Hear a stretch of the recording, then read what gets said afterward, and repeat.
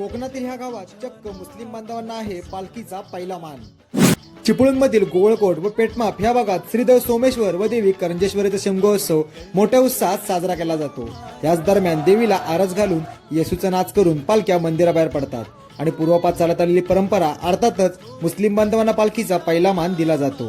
प्रचंड गर्दीसह मानाचा होम लावून लाकडी ढोलांची रंगत बघणे हा क्षण अगदी पाहण्यासारखा असतो। पालखीचे खांदेकरी म्हणून ज्यांना मान दिला जातो असे आपले भोईराज बांधव समस्त चिपळूणकर ज्याची आतुरतेने वाट पाहत असतात असा सुवर्ण सण म्हणजे बाजारपुलावरील आरस। देवीचा महिमा किती याचं उत्तम उदाहरण म्हणजे शेरणे काढण्याचा हा अभूतपूर्व असा सोहळा। पालख्या काठीवर नाचवणे हा एक थरारक असा सोहळा या ठिकाणी आपल्याला पाहायला मिळतो।